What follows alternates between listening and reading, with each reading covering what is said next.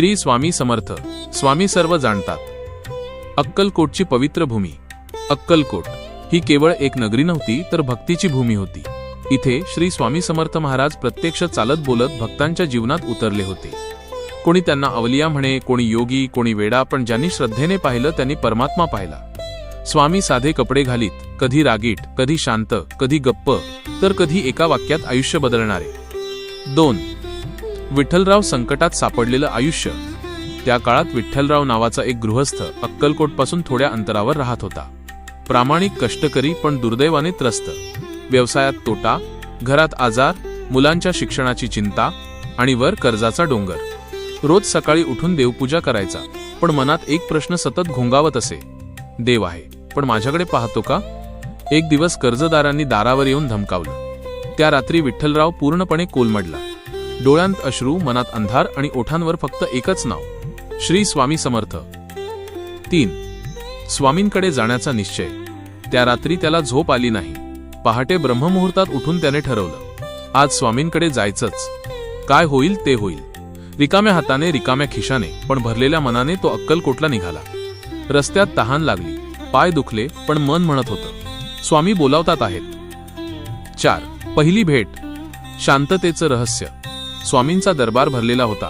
काही भक्त रडत होते, काही हसत, काही शांत बसलेले. स्वामी एका झाडाखाली बसले होते, डोळे मिटलेले, पण जणू सगळं पाहत होते. विठ्ठलराव चरणी पडला. तो काही बोलणार तेवढ्यात स्वामी जोरात ओरडले, रडायला आलोयस की विश्वास ठेवायला? सगळे स्तब्ध झाले. 5. स्वामींची कठोर परीक्षा. विठ्ठलराव घाबरला. स्वामी पुढे म्हणाले, मी तुला बोलावलं नाही, इथून निघून जा. हे ऐकताच विठ्ठलरावाचं हृदय तुटलं. तो हळूहळू उठून बाजूला बसला. मनात विचार आला. स्वामींनीही नाकारलं, पण तरीही तो गेला नाही, कारण त्याला माहीत होतं स्वामींची परीक्षा सुरू झाली आहे. 6. मौनाचं शिक्षण. 3 दिवस विठ्ठलराव अक्कलकोटमध्येच राहिला. स्वामी दर्शन देत होते, पण त्याच्याकडे पाहत नव्हते. कधी भिक्षा मिळे, कधी उपाशी पोटी रात्र जाई, पण त्याने तक्रार केली नाही. तो फक्त एकच जप करत राहिला, श्री स्वामी समर्थ, जे कराल ते योग्यच. 7. चौथ्या दिवशी चमत्कार. चौथ्या दिवशी स्वामी अचानक म्हणाले, अरे विठ्ठल, इकडे ये. संपूर्ण दरबार स्तब्ध. स्वामी म्हणाले, तू 3 दिवस काही मागितलं नाहीस, आज सांग काय हवं? विठ्ठलराव म्हणाला, स्वामी, मला काही नको, फक्त माझा विश्वास टिकवून ठेवा. स्वामी हसले. तो हास्य म्हणजे कृपा होती. 8.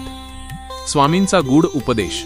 स्वामी म्हणाले, अडचणी म्हणजे शिक्षा नाहीत, त्या तयारी असतात. मी देतो ते लगेच देत नाही, कारण तुझं पात्र तयार करत असतो. माझ्यावर सोडलेल्याला मी कधीच उपाशी ठेवत नाही. जीवनात बदल. विठ्ठलराव घरी परतला. काही दिवसांत जुन्या कर्जाची माफी झाली, नवीन काम मिळालं, मुलांच्या शिक्षणाचा मार्ग मोकळा झाला, घरात समाधान आलं. पण सर्वात मोठा बदल झाला तो, मनात शांतता आली. 10. अंतिम दर्शन. काही महिन्यांनी विठ्ठलराव पुन्हा अक्कलकोटला गेला. स्वामींना पाहून तो म्हणाला, स्वामी, तुम्ही सगळं दिलंत. स्वामी म्हणाले, नाही रे, तू विश्वास ठेवलास, मी फक्त वेळ निवडली. बोध. स्वामी उशीर करत नाहीत, स्वामी दुर्लक्ष करत नाहीत, स्वामी घडवत असतात. श्रद्धा टिकली तर स्वामी नक्की प्रकटतात. श्री स्वामी समर्थ.